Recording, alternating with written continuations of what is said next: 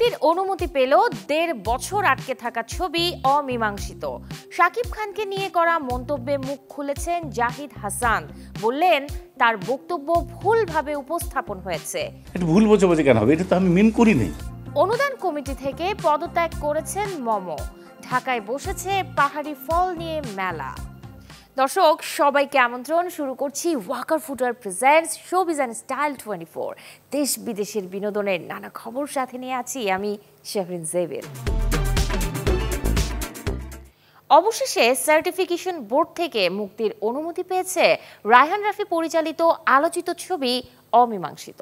সাংবাদিক দম্পতি সাগর রুনি হত্যাকাণ্ডের সাথে গল্পের মিল থাকায় ১ বছরেরও বেশি সময় ধরে আটকে ছিল এই সিনেমাটি। কথা ছিল গেল বছরের ২৯ ফেব্রুয়ারি ওটিটি প্ল্যাটফর্মে আলোর মুখ দেখবে অমীমাংসিত, কিন্তু ৪টি কারণ দেখিয়ে সিনেমাটিকে আটকে দেয় তথ্য ও সম্প্রচার মন্ত্রণালয়।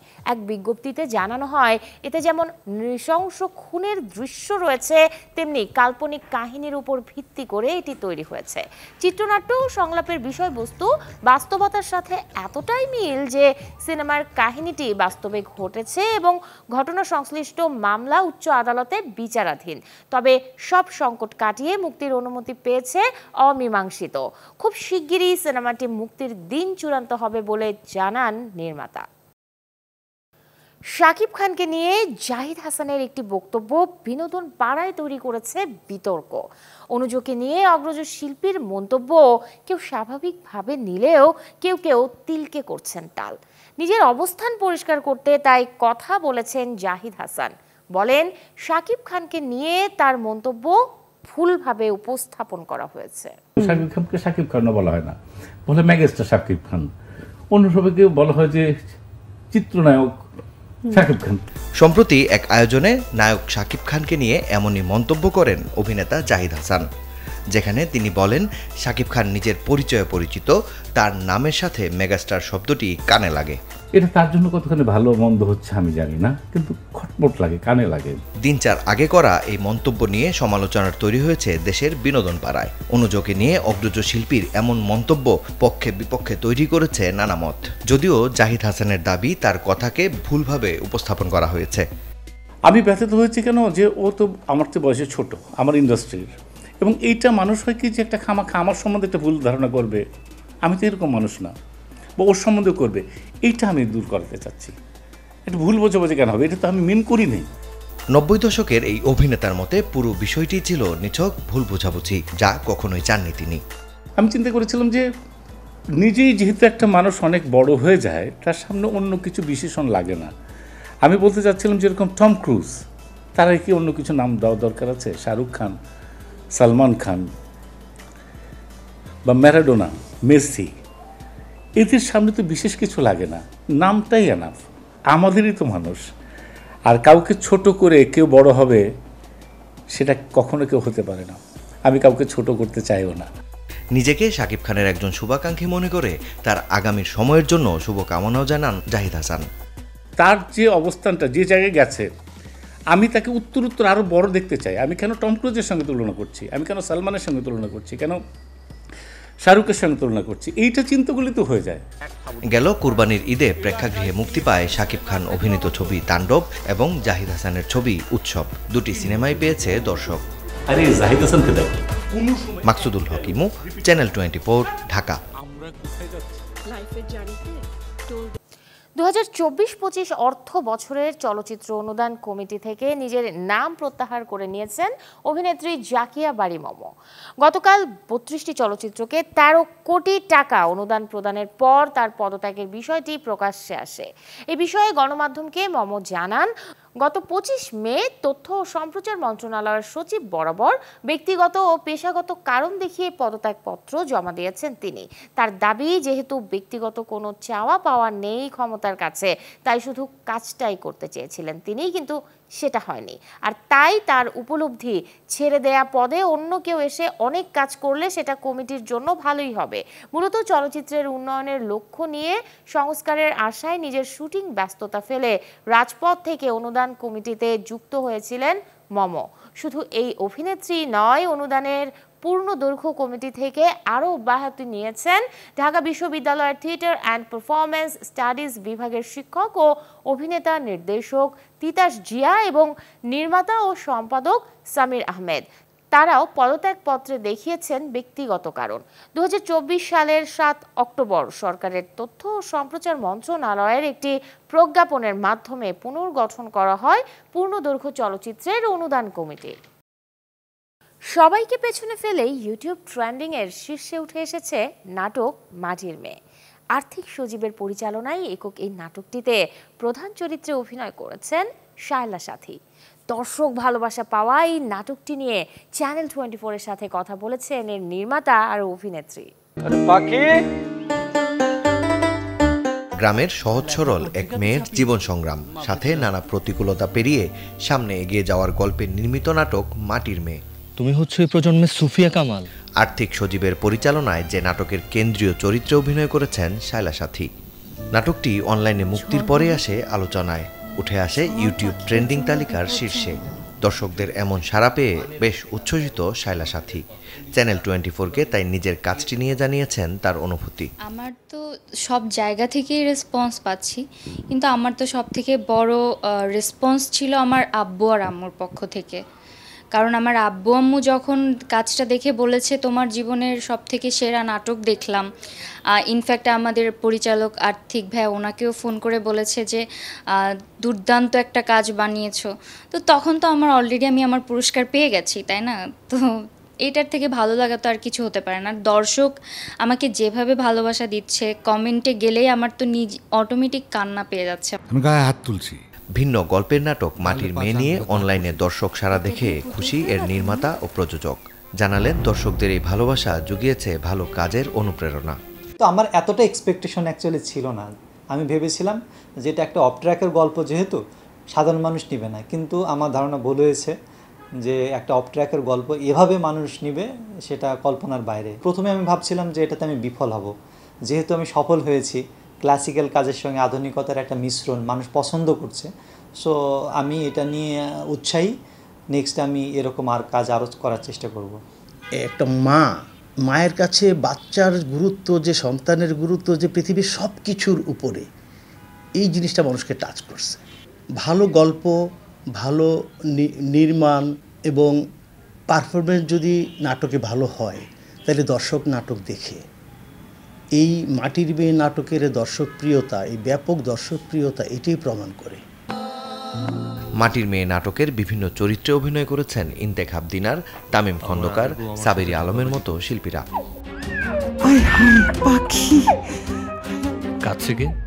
মাকসুদুল হক ইমু, চ্যানেল 24, ঢাকা।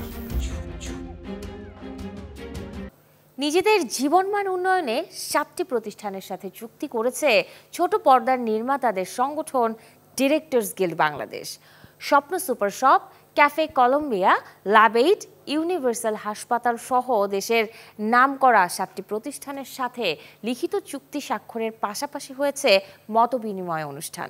আয়োজনে ডিরেক্টরস গিল্ড সদস্য ও তাদের পরিবারের পাশে সবসময় থাকার প্রত্যয় ব্যক্ত করেন উপস্থিত প্রতিষ্ঠানগুলোর প্রতিনিধিরা।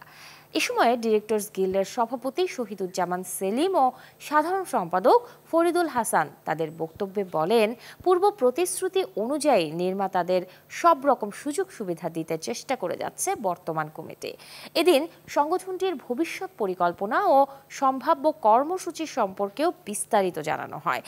আয়োজনে আমন্ত্রিত ও ডিরেক্টরস গিল্ডের বর্তমান নেতৃত্বের পাশাপাশি উপস্থিত ছিলেন সাধারণ সদস্যরাও। যে প্রতিশ্রুতি দিয়ে আমরা এই সংগঠনের কার্যকরী কমিটি থেকে নির্বাচিত হয়েছি, সে প্রতিশ্রুতির কতটুকু আমরা সাফল্য অর্জন করতে পারছি, কতটুকু আমরা এখনও পারি নাই বা প্রক্রিয়াধীন আছে, বা কতটুকুই আমরা ব্যর্থ হলাম, 2 বছরের মধ্যে এই হিসাব নিকাশটা বা এই দায়বদ্ধতাটা আমাদের সদস্যদের কাছে আমাদের দেওয়া উচিত। কারণ আমরা এই শপথ নিয়েই এখানে এসেছি যে সংগঠনের জন্যে আমরা আমাদের সময়টাকে দেব এবং সেই সময়ে আমরা সংগঠনের কল্যাণের জন্য এই কাজগুলো করে যাব। নির্মাতাদের কল্যাণে কিছু কাজ করা, শুধু নির্মাতা না, ইন্ডাস্ট্রি, পুরো ইন্ডাস্ট্রিটাকে একটা গুছানো একটা ইন্ডাস্ট্রি হিসাবে দাঁড় করানোর চেষ্টা করা আমাদের জায়গা থেকে। তো এই হিসেবে আমরা সেতুবন্ধন হিসেবে কাজ করছি। প্রায় 20 বছর পর আবারও একসাথে গান করছেন সঙ্গীত শিল্পী আসিফ আকবর ও গীতিকার সুরকার মিল্টন খন্দকার। দীর্ঘ বিরতির পর এই জুটি ফিরছেন এক যুবক শিরোনামের নতুন গান নিয়ে। 2 দশক আগে শহীদুল ইসলাম খোকনের লাল সবুজ সিনেমায় প্রথমবারের মতো মিল্টন খন্দকারের কথা সুর ও সঙ্গীতে কণ্ঠ দেন আসিফ আকবর। সম্প্রতি সোশ্যাল মিডিয়ায় একসঙ্গে একটি ছবি দিয়ে মিল্টন খন্দকার জানান তারা আবার গান নিয়ে ফিরছেন। পোস্টে তিনি লেখেন, আসিফও ডাকেনি, আমিও যাইনি, কেন ডাকেনি আর আমি কেন যাইনি দুজনেই জানি না। কাল পশ্চিমবঙ্গের প্রেক্ষাগৃহে হাজির হবেন ঋতুপর্ণা সেনগুপ্ত। অভিনেত্রীর নতুন ছবিটির নামটাও নিজের নামের সাথে মিলিয়েই ম্যাডাম সেনগুপ্ত। এই সিনেমার গল্পে বাড়তি আকর্ষণ সুকুমার রায়ের কবিতার বিখ্যাত সব চরিত্রের উপস্থিতি। ছবির গল্পটা অবশ্য একটি মেয়ের খুনের রহস্যে মোড়ানো, যেখানে খুন হওয়া মেয়ের মা হিসেবে একজন কার্টুন চরিত্রে দেখা যাবে ঋতুপর্ণা সেনগুপ্তকে। সাথে গুরুত্বপূর্ণ 2 চরিত্রে আছেন রাহুল বোস ও কৌশিক সেন। এছাড়াও অভিনয় করেছেন অনন্যা চট্টোপাধ্যায়, খরাজ মুখোপাধ্যায়, পরাণ বন্দ্যোপাধ্যায়ের মতো শিল্পীরা। ম্যাডাম সেনগুপ্ত ছবিটি নির্মাণ করেছেন শান্তন ঘোষাল। 4 জুলাই থেকে দর্শক দেখতে পাবে পশ্চিমবঙ্গের প্রেক্ষাগৃহে। লাইফ ইন আ মেট্রো ছবি মুক্তির 18 বছর পর শুক্রবার বলিউডে মুক্তি পাচ্ছে সিকুয়েল মেট্রো ইন দিনো। প্রথমটির মতো এবারের সিনেমাটিও পরিচালনা করেছেন অনুরাগ বসু, যেখানে অভিনয় করেছেন সারা আলী খান ও আদিত্য রয় কাপুর। এছাড়াও এই সপ্তাহে প্রেক্ষাগৃহে কালীধর লাপাতা ও অক্ষরধাম নামের সিনেমা 2টি নিয়ে আসবেন অভিষেক বচ্চন ও অক্ষয় খান্না।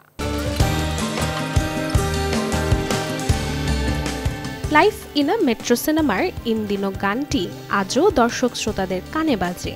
রোম্যান্টিক সেই গানের নামে এবার নির্মিত হয়েছে সিনেমা মেট্রো ইন দিনো। এই সিনেমায় জুটি বেঁধেছেন 2 স্টার কিড আদিত্য রায় কাপুর ও সারা আলী খান। অনুরাগ বাসু পরিচালিত এই সিনেমায় আরও দেখা যাবে অনুপম খের, নীনা গুপ্তা, কনকনা সেন শর্মা, পঙ্কজ ত্রিপাঠী, আলী ফেজল এবং ফাতেমা সানা শেখকে, যারা প্রত্যেকে নিজের মতো করে ফুটিয়ে তুলেছেন জীবনের নানান রং। মেট্রো ইন দিনো প্রেক্ষাগৃহে মুক্তি পেতে চলেছে 4 জুলাই। অন্যদিকে একই দিনে মুক্তি পাচ্ছে অভিষেক বচ্চনের সিনেমা কালীধর লাপাত্তা। হাউসফুল 5-এর পর এবার এই সিনেমা নিয়ে দর্শক মহলে ফিরতে যাচ্ছেন এই অভিনেতা।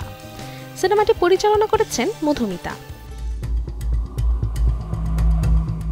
শুক্রবার বলিউড মুক্তির তালিকায় রয়েছে আরও একটি সিনেমা। কেন ঘোষ পরিচালনায় সত্য ঘটনা অবলম্বনে নির্মাণ যে সিনেমার নাম অক্ষরধাম, যেখানে মূল চরিত্রে দেখা যাবে অক্ষয় খান্নাকে। তবে এবার দেখার বিষয় অক্ষয়ের অক্ষরধাম কি দর্শকদের মনে দম ফেরাবে নাকি ব্যর্থ হবে। Desk report, channel 24। Hollywood walk of ফেমে প্রথম ভারতীয় তারকা হিসেবে নাম লেখালেন দীপিকা পাড়ুকোন। বুধবার the Hollywood chamber of commerce থেকে এই ঘোষণা করা হয়। এতে করে 2026-এ মোশন পিকচার্স বিভাগে নির্বাচিত হলেন তিনি এবং হলিউড ওয়াক অফ ফেমে তার নামে বসানো হবে একটি তারা। বিশ্বের বিভিন্ন দেশের 100 জন সুপারস্টার থেকে 35 তারকার নাম বাছাই করা হয় 2026-এর হলিউড ওয়াক অফ ফেমে। সেখানে নির্বাচিত হন এই বলিউড মাস্তানি। এর আগে 2017 সালে প্রথম হলিউড যাত্রা শুরু করেন দীপিকা। তার বছর 2 আগে থেকে অবশ্য হলিউডে বেশ জনপ্রিয় প্রিয়াঙ্কা চোপড়া। দর্শক, জানছিলাম বিনোদনের সব আপডেট। এবারে দেখব জীবন যাপনের গল্প। ঢাকার ব্যস্ত জীবন থেকে একটু সতেজতা খুঁজছেন? তাহলে চলুন না ঘুরে আসি এমন এক জায়গা থেকে যেখানে রং আর সুগন্ধে মিশে আছে পাহাড়ের বিশুদ্ধতা। ঢাকার বেইলি রোডের পার্বত্য চট্টগ্রাম কমপ্লেক্সে চলছে পাহাড়ি ফল মেলা। শহরের ক্লান্তিকর ছন্দে এক টুকরো সবুজ সুগন্ধি আনন্দ। ঢাকার পার্বত্য চট্টগ্রাম কমপ্লেক্সে বসেছে রঙিন, স্বাস্থ্যসম্মত আর স্বাদে ভরপুর পাহাড়ি ফলের মেলা। বান্দরবান, রাঙামাটি আর খাগড়াছড়ির বিভিন্ন পাহাড়ি বাগান থেকে সরাসরি এনে সাজানো হয়েছে শতাধিক রকমের ফলের সমাহার, যে ফলগুলো শুধু স্বাদই নয়, বিষমুক্ত হওয়ায় স্বাস্থ্যসম্মত বটে। আমার কাছে খুব ভালো লাগছে, কারণ এত দূর থেকে ওরা জিনিসগুলো নিয়ে আসছে, এত এত ফল ফ্রুটস অনেক দেখলাম আইটেম।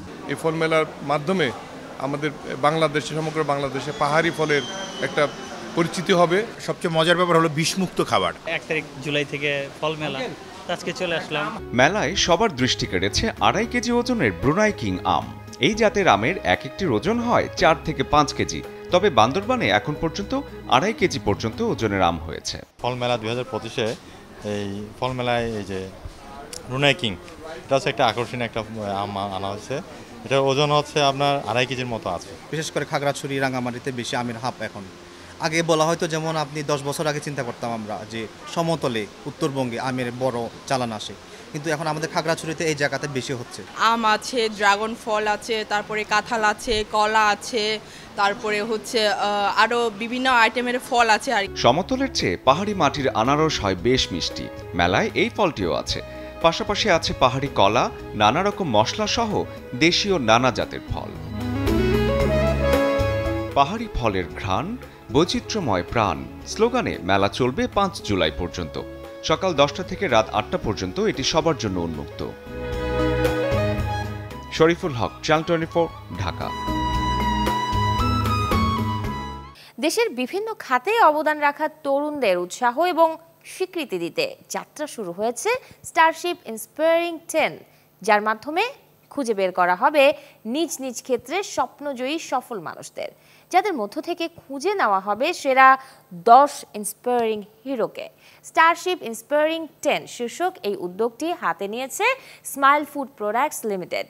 স্ট্র্যাটেজিক পার্টনার হিসেবে রয়েছে প্রথমআলো.com। প্রথম আলো কার্যালয়ে আয়োজিত এক অনুষ্ঠানের মাধ্যমে শুরু হয় আনুষ্ঠানিক ক্যাম্পেইন। অনুষ্ঠানে উপস্থিত ছিলেন স্টারশিপ ইন্সপায়ারিং 10-এর প্রধান বিচারক ও ব্র্যাক বিশ্ববিদ্যালয়ের উপাচার্য doctor Syed Farhad Anwar, smile food products লিমিটেডের chief marketing officer Mohammad Asaduzzaman Shoaib, Prothom Alo সম্পাদক মতিউর রহমান সহ আরও অনেকেই। অনূর্ধ্ব 35 বছরের যে কেউ আবেদন করতে পারবেন inspiring10.com এই ওয়েবসাইটে 25 জুলাইয়ের মধ্যে। ইন্সপায়ারিং 10 নির্বাচিত হওয়া প্রত্যেকে পুরস্কার হিসেবে পাবেন গোল্ড মেডেল ও 2 লাখ টাকা। বয়সটা তার 58, অথচ ফিটনেস দেখে তা বোঝার উপায় নেই। অ্যাকশন দৃশ্যে যেমন অনবদ্য, তেমনি হ্যান্ডসাম লুকে ঝুঁকে ঝুঁকে বুধ ভক্ত সাধারণ। তিনি বলিউড খিলাড়ি অক্ষয় কুমার। সম্প্রতি জানিয়েছেন তার ফিটনেস নাকি ধরে রেখেছেন এক বিশেষ পানীয়তে। আপেল, শসা ও পুদিনা পাতার মিশ্রণে 1 বোতল পানি প্রতিদিনের সঙ্গী অক্ষয় কুমারের। এই পানীয়কে বলা হয় ইনফিউজড ওয়াটার। সাধারণত 1 বোতল পানিতে পছন্দ মতো ফল ও সবজি, সাথে পুদিনা পাতা, রোজমেরি, ধনিয়া পাতা, আদার মতো ভেষজ উপাদান যোগ করে তা কয়েক ঘন্টা ফ্রিজে রাখলেই তৈরি হয় ইনফিউজড ওয়াটার। এই বিশেষ পানীয়টি সারা দিন শরীর হাইড্রেট রাখে বলেই বলিউড খিলাড়ির পছন্দ। পুষ্টিবিদদের মতেও শরীর ঝরঝরে রেখে বদহজম কিংবা গ্যাসের সমস্যা কমিয়ে রোগবালাই দূরে রাখে এই ইনফিউজড ওয়াটার। ব্যক্তিগত সব তথ্য যখন রেখেছেন হাতের স্মার্টফোনে, তখন নিজের নিরাপত্তায় নিজেকেই হতে হবে সাবধান। অজান্তেই হয়তো নানা সুবিধার্থে ব্যবহার করছেন এমন অ্যাপ যেগুলো ব্রাউজ করা মাত্রই ট্র্যাকিং হচ্ছে ব্যক্তিগত সকল তথ্য। দর্শক, জানাবো ঝুঁকিপূর্ণ সব অ্যাপসের আদ্যপান্ত যেগুলো ডিলিট করা জরুরি এক্ষুনি। স্মার্টফোনে কখনোই ব্যবহার করা যাবে না fast charging app. Fast charging app ফোনের হার্ডওয়্যারের সাথে সম্পর্কিত, অর্থাৎ ফোনে এই অপশন থাকলে কিংবা ফোনের ব্যাটারি যদি ফার্স্ট চার্জ সাপোর্ট করে, কেবল তখনই এই অ্যাপ ব্যবহার করতে পারবেন। তবে আপনার ফোনে এই সুবিধা না থাকলে অন্য কোনো অ্যাপের মাধ্যমে এটি ব্যবহার করা ঠিক নয়, কারণ যেসব অপশন বা ফিচার হার্ডওয়্যারের সাথে সম্পর্কিত সেগুলো অ্যাপ ব্যবহার করে পাবেন না, তাই ফোনে এমন অ্যাপ না রাখাই ভালো। গুগল প্লে স্টোরে থাকে একাধিক অ্যান্টিভাইরাস সফটওয়্যার, সেগুলো ব্যবহারের ঝুঁকি নেই। তবে অচেনা ওয়েবসাইট অথবা অ্যাপ থেকে এপিকে ডাউনলোডের পর স্মার্টফোনে অ্যান্টিভাইরাসের ব্যবহার বেশ ঝুঁকিপূর্ণ, কারণ এর সাথে আপনার ফোন ম্যালওয়্যার বা ভাইরাস আক্রান্ত হতে পারে। বিশেষজ্ঞরা বলেন, অ্যান্টিভাইরাস ব্যবহারের জন্য প্রয়োজন হলে পেইড ভার্সন ব্যবহার করা উচিত। কখনো কখনো গুগল প্লে স্টোরে অ্যাপ পাওয়া যায় না অথবা তার ফ্রি ভার্সন মেলে না। এমন অবস্থায় থার্ড পার্টি অ্যাপ ব্যবহার করেন অনেকেই। অচেনা ওয়েবসাইট থেকে এপিকে ফাইল ডাউনলোড ঝুঁকিপূর্ণ, কারণ এর সাথে ম্যালওয়্যার বা ভাইরাস আপনার ফোনে চলে আসতে পারে। স্মার্টফোনের জন্য আরেকটি ক্ষতিকর অ্যাপ হচ্ছে অপটিমাইজেশন অ্যাপ, অর্থাৎ RAM booster, RAM cleaner, battery saver সহ নানা ধরনের অপশন আছে এর মধ্যে। এর কারণে ফোনের স্টোরেজ নষ্ট হয় এবং পারফরম্যান্স ও ব্যাটারি চার্জ বেশি খরচ হয়, ফলে ফোনের গতি কমে যায়। তাই শুধু শুধু এই অ্যাপ ব্যবহার করে ফোনের চার্জ এবং পারফরম্যান্স নষ্ট করা অর্থহীন। বিভিন্ন জরিপ, বিশ্লেষণ এবং গবেষণা অনুযায়ী ইন্টারনেট ব্যবহারকারী অনেক ব্রাউজার ব্যবহার করেন যেগুলো সরাসরি স্মার্টফোনের IMEIO ও IMSI নাম্বার ট্র্যাক করে ফেলে, ফলে অটোমেটিক আপনার লোকেশন এবং সার্চ হিস্ট্রি ট্র্যাক হয়ে যায় এবং বিভিন্ন প্রতিষ্ঠান আপনার তথ্য চুরি করে। ব্যক্তিগত তথ্য সুরক্ষিত রাখার জন্য এই অ্যাপ ডিলিট করে দেয়াই বুদ্ধিমানের কাজ। Desk report, channel 24। অনিয়মিত পিরিয়ড বর্তমানে এই সমস্যায় ভুগে থাকেন অনেক নারী। যে সমস্যার সমাধান হতে পারে খাদ্যাভ্যাস পরিবর্তনে। কোন খাবার খেলে নিয়মিত হবে পিরিয়ড, জানাবো বিশেষজ্ঞের পরামর্শে। অনিয়মিত পিরিয়ড এই জিনিসটা সমস্যাটা পরিলক্ষিত হয় 15 থেকেই, দেখা যায় যে 15 বছর 16 বছর থেকে গিয়ে এটা 30-40 এরকম বয়সী মহিলাদের, মেয়েদের হয়ে থাকে। শুধু অনিয়মিত পিরিয়ড থাকে না, পাশাপাশি আরও অনেক সমস্যা থাকে, পেটে ব্যথা, অবাঞ্ছিত লোম, ওজন বেড়ে যাওয়া এবং আরও অনেক কিছু থাকে। তো এগুলো হরমোনাল ইমব্যালেন্সের জন্যই হয়। তো এইটা সবসময় যে আপনার বংশগতই হয় তা না, কিছু লাইফস্টাইলের জন্য হয়ে থাকে। লাইফস্টাইল বলতে হচ্ছে গিয়ে যেমন আমাদের অনিয়মিত ব্যায়াম, হাঁটা, ঘুম অপর্যাপ্ত এবং পাশাপাশি হচ্ছে খুবই খাবারের যে খাদ্য ব্যবস্থাটা গ্রহণ করা, অনেক বেশি বাইরের খাবার খাওয়া, ফাস্টফুড কিংবা সাদা চাল, সাদা ময়দা এই জিনিসগুলো ব্যবহার করা, ট্রান্সফ্যাট, তেলের অনেক বেশি ব্যবহার এবং চিনি জাতীয় খাবারগুলো যেমন ড্রিঙ্কস, ফিজি ড্রিঙ্কসগুলো, কোল্ড ড্রিঙ্কস চিনি দিয়ে তৈরি, এই জিনিসগুলোও অনেক বেশি প্রভাবিত করে। ডক্টররা কিছু ওষুধ তো দেন, কিন্তু পাশাপাশি খাদ্য ব্যবস্থা এবং জীবন ব্যবস্থাটাকে সবচেয়ে বেশি গুরুত্বপূর্ণ দেওয়া হয়। সাদা আটা, এই জিনিসগুলো একটু বাদ দিতে হবে, রিফাইন কার্বসগুলো। এবং এরপর হচ্ছে প্রোটিন, যেটা আসি লিন প্রোটিন, ফিশ প্রোটিন, এগুলো খেলে সবচেয়ে ভালো। তাতে ওমেগা 3 ফ্যাটি অ্যাসিড এটাও পাওয়া যাবে। দুগ্ধ জাতীয়র মধ্যে নন ফ্যাট খেলে ভালো এবং পাশাপাশি দই জাতীয় খাবারগুলো, টক দই, এগুলাকেও ভালো কাজ করবে। এছাড়া বাদাম, বিচি খুব ভালো কাজ করে এই রোগীদের জন্য। সিড সাইকেল বলে, তো সিড সাইকেলটা এটা একটা রেশিও আছে, ওই অনুপাতে যদি পরামর্শ অনুযায়ী খাওয়া যায় তাহলে পিরিয়ডটাকে নিয়মিত করা যায়। আর এছাড়া হচ্ছে গিয়ে আপনার প্রচুর পানি খেতে হবে, লিকুইড হাইড্রেট থাকতে হবে, শাকসবজি, ফলমূল, যে সিজনে যে ফলমূল খাওয়া মানে থাকবে দেশীয়, সেই ফলমূলগুলো খেতে হবে। দর্শক, এই ছিল আজকের Walker footwear presents showbiz and style 24 আয়োজনে। বিনোদন ও লাইফস্টাইলের সব খবর জানতে ভিজিট করুন আমাদের ফেসবুক পেজ এবং ইউটিউব চ্যানেলে।